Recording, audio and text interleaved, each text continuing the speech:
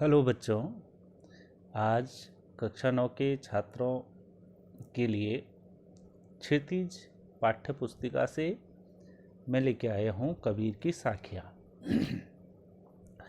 तो सबसे पहले हम इन साखियों का उच्चारण करेंगे और उसके पश्चात उनका अर्थ जानेंगे। तो साखियों का उच्चारण इस प्रकार से होगा। मान सरोवर सुभर जल हंसा केलि कराही, मुक्ता फल मुक्ता चुगे अब उड़ी अनत न जाही। प्रेमी ढूंढत मैं फिरो प्रेमी मिले न कोई, प्रेमी को प्रेमी मिले सब विष अमृत होई। हस्ती चढ़िए ज्ञान को सहज दुली चाडार, स्वान रूप संसार है भूखन दे झक मार। पखा पखी के कारणे सब जग रहा बुलान, निरपक होई के हरि भजे सोई संत सुजान। हिंदू मुआ राम कही मुसलमान खुदाय, कहे कबीर सो जीवता जो दुहु के निकट न जाय। काबा फिरी काशी भया राम ही भया रहीम, मोट चून मैदा भया बैठ कबीरा जीम। ऊंचे कुल का जन्मिया जे करनी ऊंच न होय, सुवरन कलश सुरा भरा साधु निंदा सोय। तो अब इनका अर्थ देखते हैं। सबसे पहले दोहे का अर्थ। मान सरोवर सुभर जल, अर्थात जल से लबालब भरे मान सरोवर में। मान सरोवर का अर्थ है कैलाश पर्वत पर स्थित एक पवित्र झील। हंसा केली कराही, उसमें क्या कर रहे हैं? हंस केली मनी किरड़ा। हंस क्या कर रहे हैं?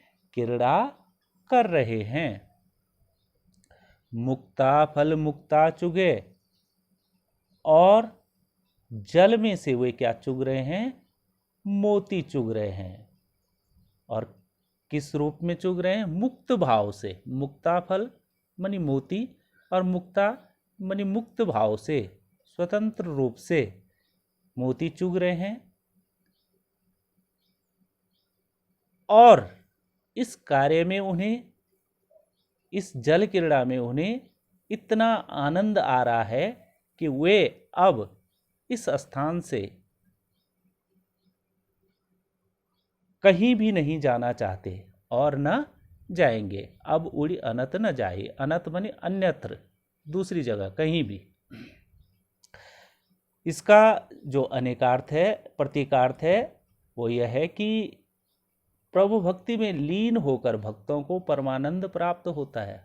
परमानंद अर्थात परम आनंद की प्राप्ति होती है। जैसे हंसों को मान सरोवर के सुभर जल में मोती चुगने में आनंद प्राप्त हो रहा है, ऐसे ही प्रभु भक्ति में लीन होकर भक्तों को परमानंद प्राप्त होता है। वे सांसारिक मोह और लोभ से मुक्त होकर मुक्ति का आनंद ले रहे हैं, और अब इसे छोड़कर वे अन्यत्र कहीं नहीं जाना चाहते हैं। दूसरा दोहा है। प्रेमी ढूंढत मैं फिरों प्रेमी मिले न कोई, प्रेमी को प्रेमी मिले सब विष अमृत होई। प्रेमी माने प्रभु यानी ईश्वर, और भक्त कौमनी को। इसका अर्थ देखिए, कबीरदास जी कहते हैं कि कोई भी भक्त है, किसी सच्चे प्रभु प्रेमी को ढूंढने निकला, परंतु बहुत प्रयास के बाद भी उससे मेरी भेंट नहीं हो सकी। प्रेमी मिले न कोई, बहुत ढूंढा लेकिन जो ईश्वर है वह नहीं मिला। और प्रेमी को प्रेमी मिले। जब मैंने बहुत प्रयास किया, ढूंढा, बहुत ढूंढा, तो जब मुझे प्रेमी मिला, यानी मुझे जब अपने प्रभु के दर्शन हुए या उनसे मेरी भेंट हुई, तो सब पाप पुण्य सब विष अमृत हुए। जो मेरे मन में जितने भी पाप थे वे सभी पुण्य में बदल गए।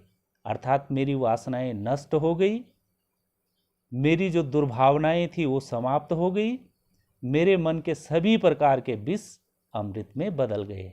अर्थात पवित्रता रूपी अमृत का हृदय में संचार हो गया। तीसरा दोहा है, हस्ती चढ़िए ज्ञान को सहज दुलीचा डारी, स्वान रूप संसार हैं भूखन दे झक मारे। हस्ती मनी हाथी, सहज मनी स्वाभाविक,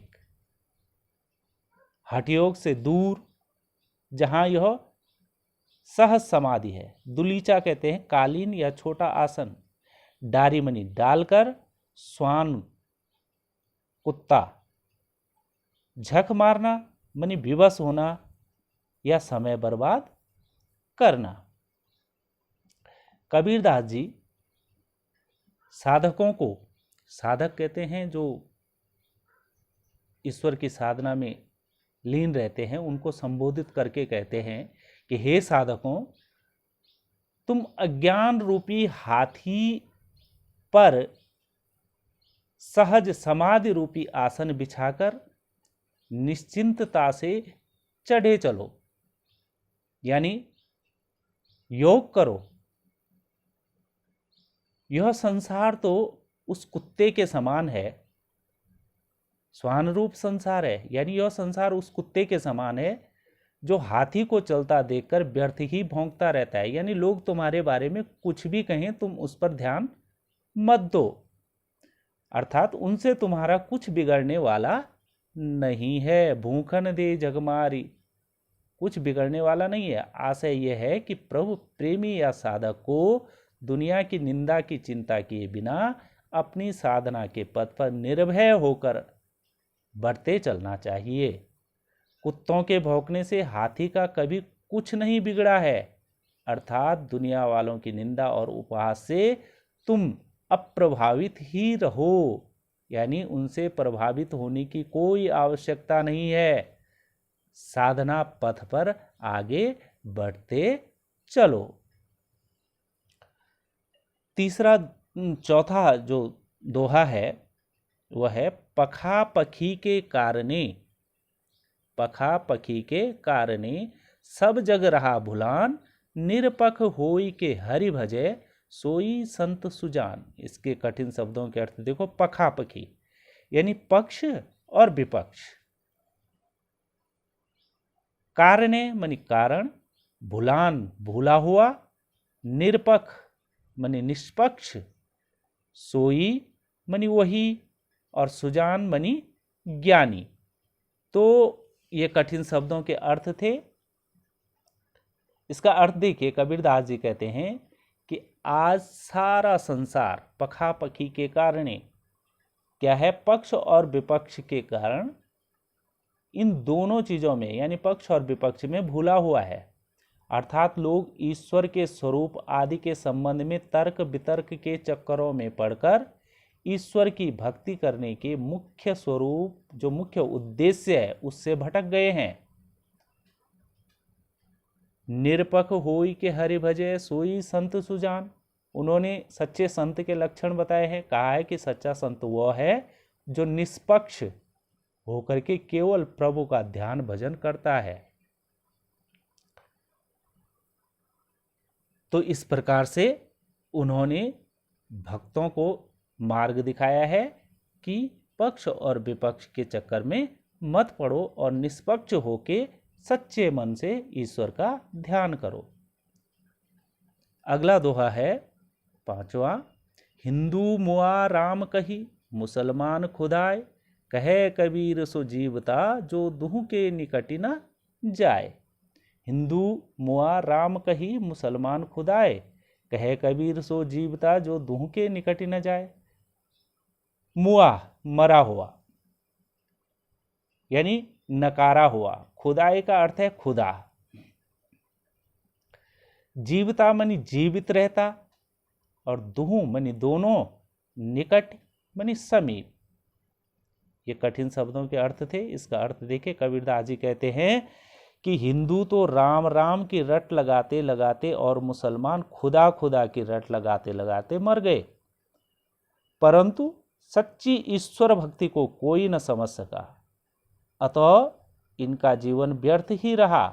वास्तव में वही व्यक्ति जीवित माना जा सकता है। तो इस प्रकार की भेदभाव की भावना से दूर रहें और सच्चे मन से ईश्वर की भक्ति में मन लगाए तथा मानवता से प्रेम करें। यानी उन्होंने हिंदू और मुसलमान दोनों धर्मों का जो आपसी भेदभाव है, एक दूसरे के प्रति कटुता का भाव है, उससे सभी लोगों को सचेत किया है। अगला दोहा है,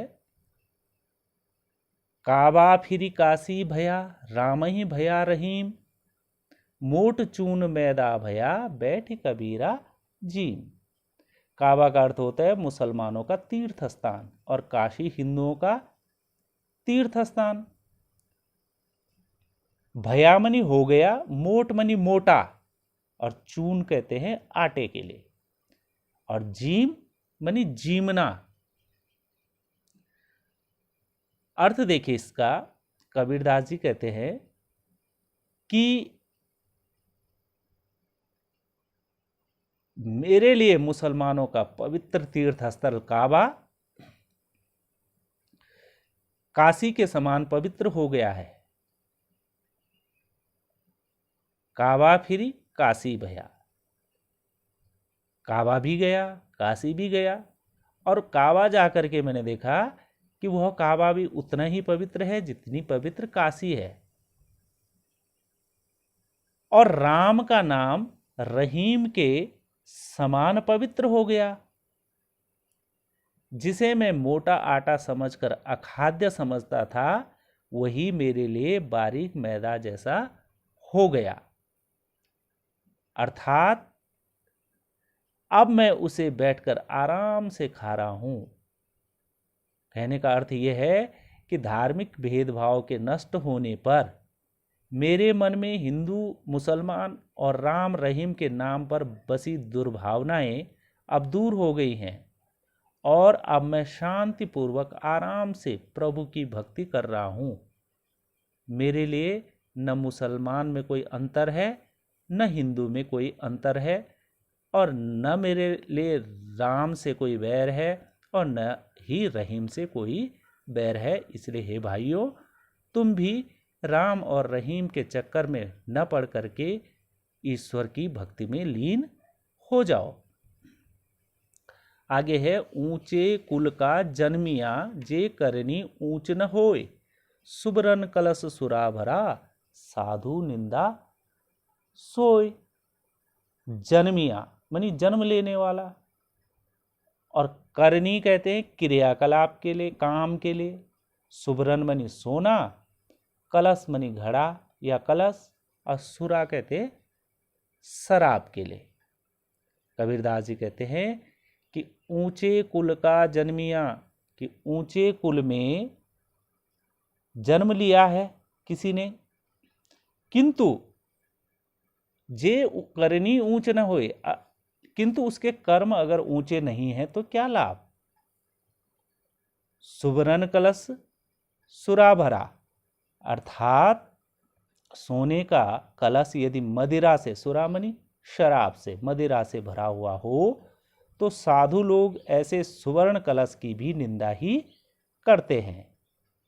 अर्थात आशय है कि मनुष्य कर्म से महान बनता है, जन्म से महान नहीं होता। तो ये कबीर की साखियों का अर्थ था। आशा करता हूँ कि आपको अच्छी लगी होंगी। धन्यवाद।